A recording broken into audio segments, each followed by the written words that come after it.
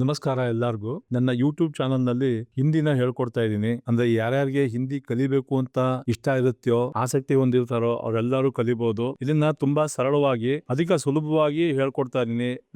ನಾವು ಮಾತಾಡೋಕೆ ಹೇಗೆ ಕಲಿಬೇಕು, ಏನ್ ಮಾತಾಡಬೇಕು, ಬೇರೆ ಹೊಸಬನ್ನ ಪರಿಚಯ ಮಾಡ್ಕೊಳ್ಳುವಾಗ, ಅವ್ರ ಬಗ್ಗೆ ತಿಳ್ಕೊಳ್ಳುವಾಗ, ಅಥವಾ ಒಂದು ವ್ಯಾಪಾರ ಸ್ಥಳದಲ್ಲಿ ಅಥವಾ ಒಂದು ಇನ್ಸ್ಟಿಟ್ಯೂಟಲ್ಲಿ ನಾವು ಹೋದಾಗ ಇಂಥದ್ದು ಎಲ್ಲದ್ರ ಬಗ್ಗೆ, ವ್ಯವಹಾರದ ಬಗ್ಗೆ, ಮತ್ತೆ ದಿನನಿತ್ಯ ಮಾತು, ಫ್ರೆಂಡ್ಸ್ ಜೊತೆ ಮಾತಾಡೋದು ಹೇಗೆ, ನಮಗಿಂತ ವಯಸ್ಸಿನಲ್ಲಿ ದೊಡ್ಡವ್ರ ಜೊತೆ ಮಾತಾಡೋದು ಹೇಗೆ, ಅಪರಿಚಿತ ಜೊತೆ ಹೇಗೆ ಮಾತಾಡ್ತೀವಿ, ಎಲ್ಲದ್ರ ಬಗ್ಗೆ ತಿಳ್ಕೊಳ್ಳೋಣ. ಇದನ್ನ ನನ್ನ ಯೂಟ್ಯೂಬ್ ಚಾನಲ್ನ ಎಲ್ಲ ಎಪಿಸೋಡ್ಗಳನ್ನ ನೋಡಿ ಬನ್ನಿ ಹಿಂದಿ ಕಲಿಯೋಣ ಅಂತ ಇದೆಯಲ್ಲ, ಇದ್ರ ಬಗ್ಗೆ ನಿಮ್ಗೆ ಏನಾದ್ರು ಬೇಕಿದ್ರೆ ಕಮೆಂಟ್ ಮಾಡಬಹುದು. ಯಾವುದೇ ವಿಷಯದ ಬಗ್ಗೆ ಡೌಟ್ಗಳಿದ್ರೆ, ಮತ್ತೆ ಯಾವ್ದಾರು ಈಗ ನನಗಿಂತ ಹಿಂದಿ ಚೆನ್ನಾಗಿ ಗೊತ್ತಿರೋರಿದ್ರೆ, ನಾನೇನಾದ್ರು ತಪ್ಪು ಹೇಳ್ಕೊಡ್ತಾ ಇದ್ರೆ ಅದನ್ನ ದಯವಿಟ್ಟು ಸರಿಯಾಗಿ ಹೇಳ್ಕೊಡಿ. ನನ್ನ ಜೊತೆ ಬೇರೆಯವ್ರಿಗೂ ಕಲಿತಾಗೈತೆ, ಬೇರೆಯವ್ರಿಗೂ ಸಹಾಯ ಮಾಡಿದಾಗತ್ತೆ ನೀವು. ಸೊ ಬನ್ನಿ ಈಗ ಹಿಂದಿ ಕಲಿಯೋಣ. ಇದನ್ನ ಹಿಂದಿಲಿ ಹೇಗೆ ಹೇಳ್ತಾರೆ ಅಂತ ಅಂದ್ರೆ, ಆವೋ ಹಿಂದಿ ಸೀಕೆ ಅಥವಾ ಆಯಿಯೇ ಹಿಂದಿ ಸಿ ಅಂದ್ರೆ ಸ್ವಲ್ಪ ಅಫಿಷಿಯಲ್ ಆಗಿ ಹೇಳುವಾಗ ಆಯಿಯೇ ಹಿಂದಿ ಸೀಕೆಂಗೆ ಅಂತ ಹೇಳ್ತೀವಿ. ಸ್ವಲ್ಪ ಕ್ಯಾಶುವಲ್ ಆಗಿ ಹೇಳೋದಾದ್ರೆ ಆವೋ ಹಿಂದಿ ಸೀಕೆ ಅಂತ ಹೇಳ್ತೀವಿ.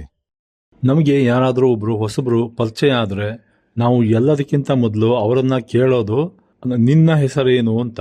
ಹಿಂದಿಲಿ ಹೇಗೆ ಕೇಳೋದು ಅಂತ ಹೇಳ್ತೀನಿ, ಅದನ್ನ ಕನ್ನಡದಲ್ಲೂ ಹೇಳ್ತೀನಿ ಹೇಗೆ ಅಂತ ನೋಡೋಣ. ಅದನ್ನ ಈಗ ತುಮಾರಾ ನಾಮ್ ಕ್ಯಾ ಹೈ, ನಿನ್ನ ಹೆಸರು ಏನು. ತುಮಾರಾ ಅಂದ್ರೆ ನಿನ್ನ, ನಾಮ್ ಅಂದ್ರೆ ಹೆಸರು, ಕ್ಯಾ ಹೈ ಅಂದ್ರೆ ಏನು ಅಂತ ಅರ್ಥ. ಇದನ್ನೇ ಕೆಲವರು ಪದಗಳನ್ನ ಹಿಂದೆ ಮುಂದೆ ಉಪಯೋಗಿಸಿ ಕೂಡ ಕೇಳ್ತಾರೆ. ನಾಮ್ ಕ್ಯಾ ಹೈ ತುಮಾರಾ ಅಂತ. ಅದು ಹಿಂದಿನ ಚೆನ್ನಾಗಿ ಕಲ್ತ್ಕೊಳ್ತಾ ನಿಮ್ಗೆ ಅರ್ಥ ಆಗುತ್ತೆ.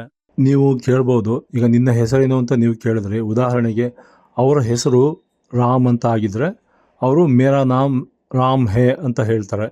ಅಂದ್ರೆ ನನ್ನ ಹೆಸರು ರಾಮ್ ಅಂತ, ಅಥವಾ ಮೇರಾ ನಾಮ್ ಹೇ ರಾಮ್ ಅಂತಾನೂ ಹೇಳಬಹುದು. ಹಾಗೆ ಕಾನ್ವರ್ಸೇಷನ್ ಮುಂದುವರಿತಾ ನೀವು ಅವ್ರನ್ನ ಕೇಳ್ತೀರಿ ಅಂದ್ಕೊಳ್ಳಿ, ನೀವು ಎಲ್ಲಿಯವರು ಅಂತ. ಹಿಂದಿಲಿ ಅದನ್ನ ತುಮ್ ಕಹಾ ಸೆ ಹೋ ಅಂತ ಕೇಳಬಹುದು. ಅದಕ್ಕೆ ಅವರು ಮೇ ಗೋರಖ್ಪುರ್ ಸೆ ಹೂ ಅಂತ ಹೇಳ್ಬೋದು, ಗೋರಖ್ಪುರದವನು ಅಂತ. ಆಗ ನೀವು ಗೋರಖ್ಪುರ್ ಎಲ್ಲಿದೆ ಅಂತ ಕೇಳ್ತೀರಾ ಅಂದ್ಕೊಳ್ಳಿ. ಅಂದರೆ ಹಿಂದಿಲಿ ಹೇಗೆ ಕೇಳೋದು ಅಂದರೆ, ಗೋರಖ್ಪುರ್ ಕಹಾ ಸ್ಥಿತ್ ಹೇ ಅಂತ. ಆಗ ಅವನು ಹೇಳ್ಬೋದು, ಎದುರುಗಡೆ ಇರೋ ಮನುಷ್ಯ, ಗೋರಖ್ಪುರ್ ಉತ್ತರ ಪ್ರದೇಶ್ ಮೇ ಸ್ಥಿತ್ ಹೇ ಅಂತ, ಅಥವಾ ಗೋರಖ್ಪುರ್ ಉತ್ತರ ಪ್ರದೇಶ್ ಮೇ ಹೇ ಅಂತ. ಅಂದರೆ ಗೋರಖ್ಪುರ್ ಉತ್ತರ ಪ್ರದೇಶ್ ಮೇ ಸ್ಥಿತ್ ಹೇ ಅಂತ. ಅಥವಾ ನಾವು ಗೋರಖ್ಪುರ್ ಯಾವ ರಾಜ್ಯದಲ್ಲಿದೆ ಅಂತ ಕೇಳಬೇಕು ಅಂದರೆ ಹಿಂದಿಲಿ ಹೇಗೆ ಕೇಳ್ತೀವಿ ಅಂದರೆ, ಗೋರಖ್ಪುರ್ ಕೌನ್ಸ ರಾಜ್ಯ ಮೇ ಸ್ಥಿತ್ ಹೇ ಅಂತಲೂ ಕೇಳಬಹುದು. ಅದಕ್ಕೆ ಅವರು ಗೋರಖ್ಪುರ್ ಉತ್ತರ ಪ್ರದೇಶದಲ್ಲಿದೆ ಅಂತ ಹಿಂದಿಲಿ ಹೇಳ್ತಾರೆ ಅಂದ್ಕೊಳ್ಳಿ.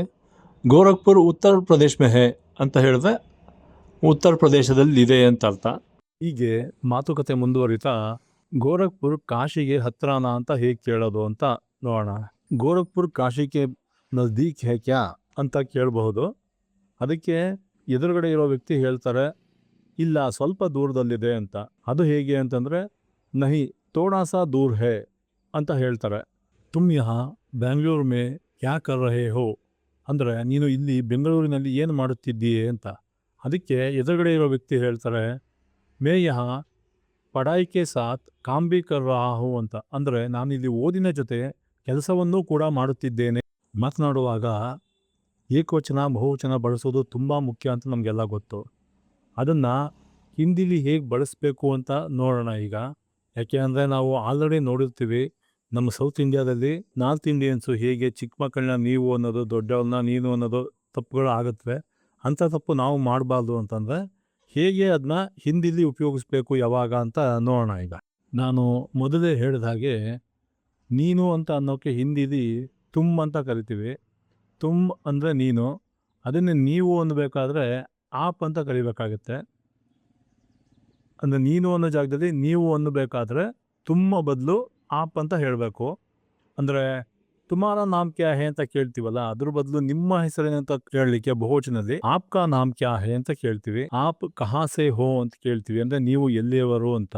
ಆಪ್ ಕ್ಯಾ ಕರ್ ರಹೇ ಹೋ ಅಂತ ಕೇಳ್ತೀವಿ, ನೀವು ಏನು ಮಾಡ್ತಾ ಇದ್ದೀರಾ ಇಲ್ಲಿ ಅಂತ. ಹೀಗೆ ನೀವು ಅಂತ ಅಂದ್ರೆ ಬಹುವಚನ ಪದಗಳನ್ನ ಮಾತಾಡಬೇಕು ಅಂತಂದ್ರೆ ತುಮ್ ಅನ್ನೋ ಜಾಗದಲ್ಲಿ ಆಪ್ ಅಂತ ಉಪಯೋಗಿಸ್ಬೇಕಾಗುತ್ತೆ. ಆಪ್ ಅಂದರೆ ನೀವು, ಹಮ್ ಅಂತ ಅಂದರೆ ನಾವು ಅಂತ ಆಗುತ್ತೆ. ಈ ಥರ ನೀವು ಮಾತಾಡ್ತಾ ಆಪ್ ಕಹಾ ಸೆ ಹೋ ಅಂದರೆ ತಾವು ಎಲ್ಲಿಯವರು ಅಥವಾ ನೀವು ಎಲ್ಲಿಯವರು. ಆಪ್ ಕೌನ್ಸೆ ರಾಜ್ಯ ಸೆ ಹೋ, ನೀವು ಯಾವ ರಾಜ್ಯದವರು. ಆಪ್ ಯಹಾ ಕ್ಯಾ ಕಾಮ್ ಕರ್ ರಹೆ ಹೋ ಅಂತ ಕೇಳಿದ್ರೆ ನೀವಿಲ್ಲಿ ಏನು ಕೆಲಸ ಮಾಡ್ತಾ ಇದ್ದೀರಾ ಅಂತೆಲ್ಲ ಆಗುತ್ತೆ.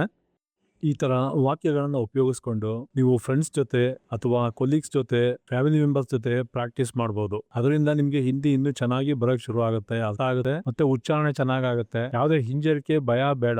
ಈ ಎಪಿಸೋಡ್ನ ಪ್ರಾಕ್ಟೀಸ್ ಮಾಡಿ, ಇಲ್ಲಿ ಹೇಳ್ಕೊಟ್ಟಿರೋದನ್ನ ನೆಕ್ಸ್ಟ್ ಎಪಿಸೋಡಲ್ಲಿ ಕಂಟಿನ್ಯೂ ಮಾಡ್ತೀನಿ.